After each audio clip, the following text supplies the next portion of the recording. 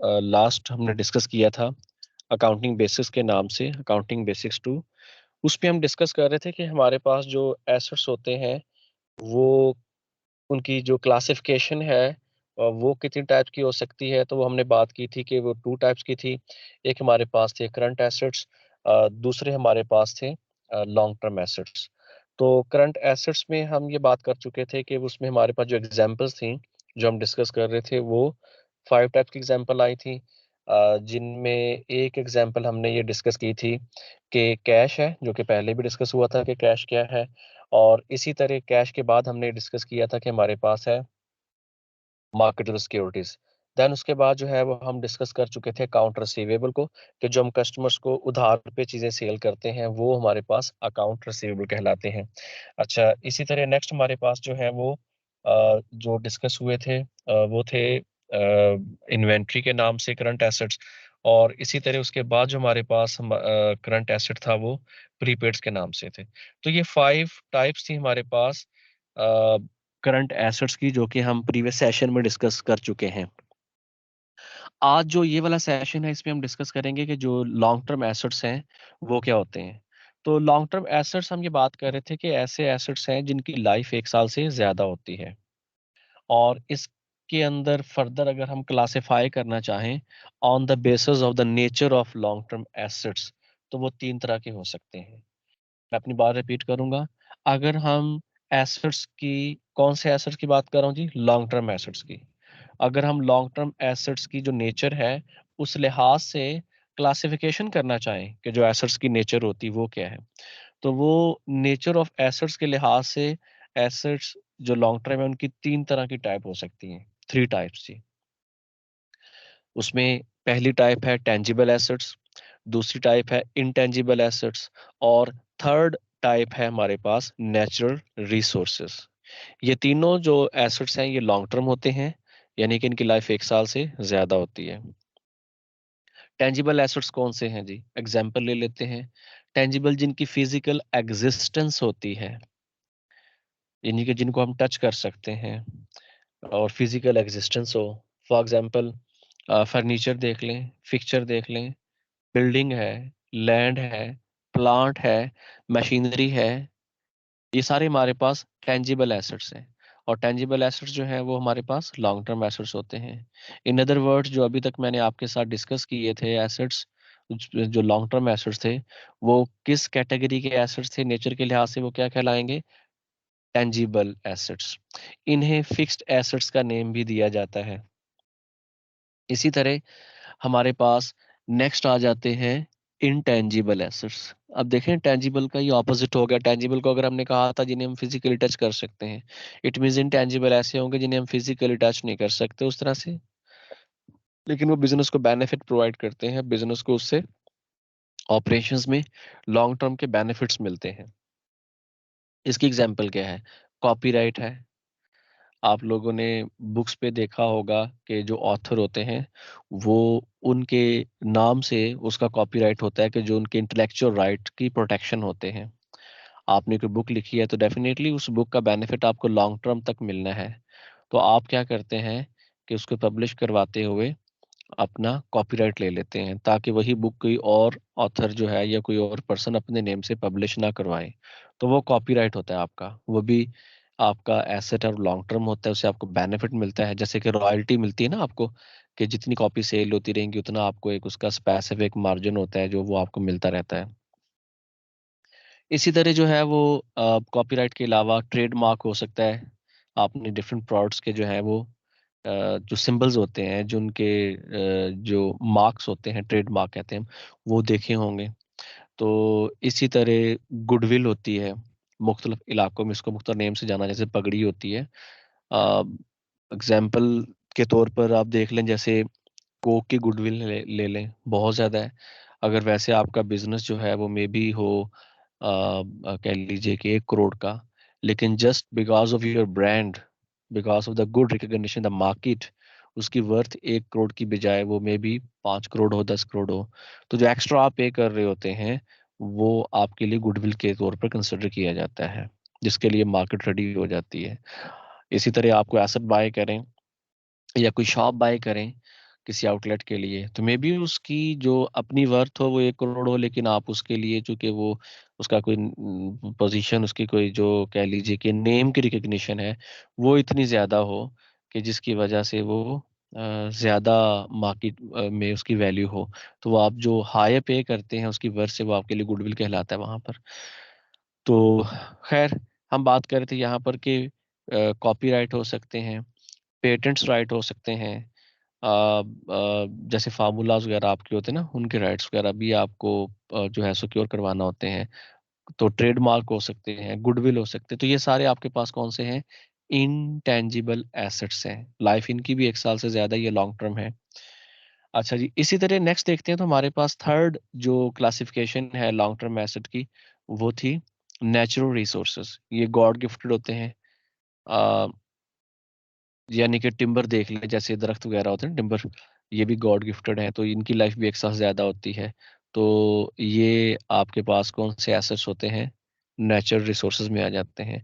Oil mines लगा लें, gold mines हैं, सॉल्ट की कह लीजिए कि हमारे पास जो यहाँ माइंस होती हैं, जैसे खेवड़ा है, जो हमारे पास पाकिस्तान में सॉल्ट रेंज है, तो वो भी नेचुरल रिसोर्सेज में है। तो ये इस तरह से कुछ एग्जांपल्स मैंने दिए आपको, और भी बहुत सारी इसकी एग्जांपल्स हो सकती हैं। तो खैर, ऑब्जेक्टिव यहाँ पर सिर्फ उनको थोड़ा सा क्लियर करना था, ताकि आइडिया हो कि नेक्स्ट टाइम अगर कभी भी हम वर्ड यूज करें, सपोज करंट एसेट्स का, तो आपके माइंड में आना चाहिए कि ये कैश से लेकर प्रीपेड तक जो मैंने आपके साथ डिस्कस किए हैं, ये उनकी बात हो रही है। या मैं कहूँ कि इन्वेंट्री कहाँ लिखी जाएगी, तो आप कहेंगे जी करंट एसेट्स में लिखी जाती है। इसी तरह मैं कहूँ जी लैंड कहाँ लिखी जाएगी, आप कहेंगे लॉन्ग टर्म एसेट्स में, जो टेंजिबल एसेट्स हैं वहां प्लेस करेंगे। इसी तरह मैं कहूँ जी कि आपके पास कोई कोल माइन है, तो वो कहाँ लिखी जाएगी जी? तो कोल लॉन्ग टर्म एसेट्स में, और नेचुरल रिसोर्सेज की कैटेगरी में जो है वो प्लेस होगा। तो ऑब्जेक्टिव सिर्फ क्लैरिटी है यहाँ पर देना कि जो वर्ड यूज किए जाएं उनकी पोजीशन कहाँ पर होगी और उनके मीनिंग क्या है, और वो किस कैटेगरी के लाइफ क्या है, शॉर्ट टर्म या लॉन्ग टर्म है। समहाउ ये तमाम जो मैंने आपके साथ डिस्कस किए हैं, ये सारे एसेट्स ही हैं। अगर जस्ट एसेट बात करूं तो ये सारे हो जाएंगे। कुछ स्पेसिफिक बात कर लूं तो स्पेसिफिक कैटेगरी को आप जो है वो बेस बना सकते हैं। अच्छा, अब यहाँ तक तो ये पॉइंट हमारा क्लियर हो गया जी। नेक्स्ट देखते हैं, तो हमारे पास इसमें आ जाते हैं जी कि ये जो मैंने बात अभी तक कर रहा था करंट और लॉन्ग टर्म एसेट्स की, तो कि शॉर्ट टर्म और लॉन्ग टर्म, आगे हमें इनका जो है वो आइडिया होना चाहिए कि ये जो करंट या लॉन्ग टर्म एसेट्स होते हैं, इन तमाम एसेट्स को जो है वो हमें अगर एक्वायर करना हो तो हमें क्या चाहिए होते हैं? डेफिनेटली हमें इनको एक्वायर करने के लिए कोई ना कोई फंड चाहिए होंगे, पैसे चाहिए होंगे। तो जो फंड्स या पैसों की जरूरत होती है, वो हम देखते हैं कि वो हमें कहाँ से अरेंज हो सकते हैं। तो नॉर्मली हमारे पास जो इसके सोर्सेज होते हैं वो दो ही होते हैं। या तो हम अपने पॉकेट से पैसे अरेंज कर सकते हैं, जो ऑनर्स खुद कंट्रीब्यूट करेगा। मैं फिर बात कर रहा हूँ कि ये जो हमने एसेट्स की बात की है, करंट या लॉन्ग टर्म, इन तमाम को हमने लिख लिया बिजनेस स्टार्ट करने के लिए। लिखने के बाद हमें पता चला कि जो हमें बिजनेस के लिए टोटल फंड चाहिए, जो पैसे चाहिए इन तमाम एसेट्स को एक्वायर करने के लिए या परचेज करने के लिए, they are worth with 10 million. अब 10 मिलियन की अमाउंट आपको या तो अपनी पॉकेट से आप खुद अरेंज कर सकते हैं, या खुद भी अरेंज कर सकते हैं और दूसरों से उधार ले सकते हैं, क्रेडिट पे ले सकते हैं, या 100% उधार ले सकते हैं। यानी कि कहीं ना कहीं से तो पैसे अरेंज करने हैं। एक केस तो ये हो सकता है कि आप अपनी पॉकेट से खुद ये फंड्स अरेंज कर लें, यानी कि ऑनर सारे का सारा खुद कंट्रीब्यूट कर दे। तो वो शेयर सारे का सारा किसका होगा? ऑनर का। कितना? 10 मिलियन। इसी तरह दूसरी अप्रोच क्या हो सकती है जी, कि आपके पास अगर सपोज अपने फंड 6 मिलियन है और बिजनेस को स्टार्ट करने के लिए चाहिए कितने? 10 मिलियन।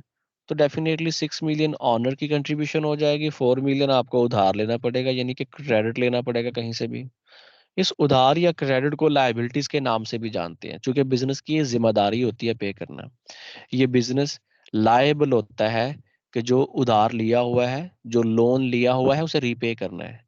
तो मैंने बेटा यहाँ पर सिर्फ ये बात की कि बिजनेस को जो रिक्वायरमेंट्स हमने डिस्कस किए हैं, उनकी वर्थ कितनी थी। मैं फिर रिपीट करता हूँ जी, बिजनेस को स्टार्ट करने के लिए जो रिक्वायरमेंट्स हैं उनकी वर्थ है 10 मिलियन। तो 10 मिलियन अरेंज करने के लिए आपके पास डेफिनेटली 10 मिलियन होना चाहिए। वो आपके पास दो तरह से आ सकता है, उसके सोर्स क्या हैं, दो हैं। या ऑनर खुद पैसे दे देगा उतने, या जितने हैं सपोज 6 मिलियन, बाकी पैसे लोन ले लेगा। जो लोन लेगा उसे हमने नाम दिया है लाइबिलिटीज का।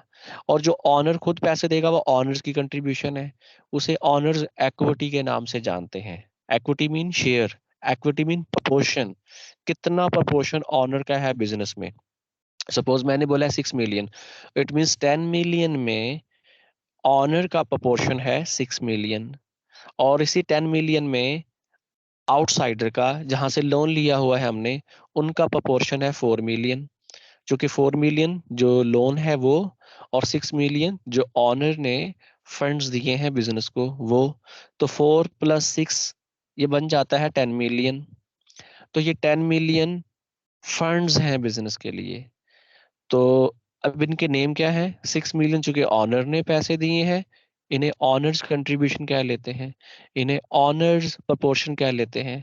और हम इसे जानेंगे ऑनर्स एक्विटी के नाम से, क्योंकि आपकी बुक में इसके लिए वर्ड यूज किया गया ऑनर्स एक्विटी। अब जब भी ऑनर्स एक्विटी का वर्ड यूज किया जाए, वो ये शो करेगा कि जितने पैसे बिजनेस में ऑनर ने लगाए हुए हैं, यानी कि honours investment in the business, वो ऑनर एक्विटी है। Honours contribution in the assets of the business, वो क्या है, ऑनर्स एक्विटी। यहाँ 6 मिलियन है। इसी तरह जो 4 मिलियन लोन लिया है, वो क्या है, outsiders contribution in the business, वो लाइबिलिटी कहलाती हैं। अब मैंने वर्ड लाइबिलिटी इसलिए यूज किया कि आपकी बुक में वर्ड लोन की, ये जो होती है अमाउंट जो आपने बारो की होती है, उसके लिए लाइबिलिटीज का वर्ड यूज किया गया है। क्योंकि बिजनेस लायबल होता है, बिजनेस ने ये अमाउंट पे करना होती है। तो चूंकि लायबिलिटी ही है, तो इसलिए हम इसको लायबिलिटी के नाम से जो है वो जानेंगे। तो कभी भी लायबिलिटी का वर्ड यूज करो तो इसका मतलब है बिजनेस ने जो अमाउंट पे करनी है अभी, जो बिजनेस की जिम्मेदारी है पे करना, ये वो वाली अमाउंट होगी। ऑनर्स इक्विटी का वर्ड यूज कर लो तो उसका मतलब हुआ करेगा कि ये वो अमाउंट है जो ऑनर ने बिजनेस में इन्वेस्ट की हुई है। तो outsiders investment in the business 4 million, honours investment in the business 6 million. मैं इन्हीं वर्ड्स को फिर स्लाइड सा चेंज करके एक और कंसेप्ट की तरफ मूव करते हुए रिपीट करूंगा। तो हम कह सकते हैं honours claims, honours claim on the assets of the business is 6 million. यानी कि 10 मिलियन में ऑनर का क्लेम कितना है, भाई मैंने बिजनेस में इन्वेस्ट किया, वो 6 मिलियन है। इसी तरह outsiders claim on the assets of the business is 4 million. ठीक है। तो वो कह सकते हैं कि हमने इस बिजनेस में जो है 4 मिलियन की इन्वेस्टमेंट की हुई है। जैसे हम किसी को जब ऐसे इन्वेस्ट करते हुए या लोन देते हुए बात करते हैं, हम कहेंगे इसमें हमारा भी इतना शेयर है। तो ये वही बात है। तो खैर अभी मैंने सिर्फ ये बात की है कि एसेट्स की जो फर्दर टाइप रहती थी लॉन्ग टर्म एसेट वो क्या है, और इन तमाम एसेट्स को एक्वायर करने के लिए हमारे पास जो फंड्स आ सकते हैं वो दो तरह के सोर्स हो सकते हैं। वो एक तो जो है वो आउटसाइडर से फंड्स अरेंज कर सकते हैं लाइबिलिटीज, और दूसरे जो है वो हम ऑनर्स खुद कंट्रीब्यूट कर सकते हैं। लास्ट में एक बात और इसके, कि वो ये कि जब भी हमने बिजनेस के लिए फंड्स अरेंज करना है, तो उन फंड्स की जो अरेंजमेंट होती है वो इस तरह से करना है कि उसमें, सॉरी, रिकॉर्डिंग ऐसे करनी है, उसको लिखना ऐसे है कि पहले लाइबिलिटीज लिखेंगे, फिर ऑनर्स इक्विटी लिखेंगे, ताकि जो पैसे लोगों के देने हैं, जो हमारी लाइबिलिटीज हैं, वो पहले लिखी जाएं, वो पहले शो हो। कोई भी देखने वाला, कोई भी एग्रीमेंट करने वाला, कोई भी और ऐसी कह लीजिए डीलिंग करने वाला, उसको पहले हमारी लायबिलिटी नजर आए कि भाई ये इसकी लायबिलिटीज है, फिर पता चले कि ये ऑनर्स की कितनी कंट्रीब्यूशन है। तो खैर ये एक कह लीजिए कि पैटर्न है कि मैं उसकी रीजन क्या है वो भी आगे चलकर डिस्कस कर लेंगे। तो स्टेप बाय स्टेप ग्रेजुअली चीज़ों को आगे जो है वो अंडरस्टैंड करेंगे। तो अभी तक हमने ये देखा कि एसेट्स क्या हैं, उनकी टाइप्स क्या हैं। सिर्फ ये देखा कि एसेट्स को एक्वायर करने के लिए पैसे कहाँ कहाँ से आ सकते थे, तो उसके दो सोर्स थे, लाइबिलिटीज और इक्विटी। इन लाइबिलिटीज को पहले लिखा जाता है और इक्विटी को बाद में लिखा जाता है। अच्छा, नेक्स्ट जो सेशन होगा उसमें हम इन्हीं लाइबिलिटीज और इक्विटी की जो टाइप्स हैं थोड़ी सी, कोई एक एग्जांपल देख लेंगे। और इसी तरह जो है वो उसमें डिस्कस करेंगे कि ये जो एसेट्स लाइबिलिटीज इक्विटी है ये कहाँ लिखे जाते हैं, उसका नेम क्या है, और उसके साथ उसके कुछ प्रिंसिपल्स होते हैं उन्हें डिस्कस कर लेंगे। तो अभी के लिए इतने काफ़ी है जी। Thank you very much. अल्लाह हाफिज।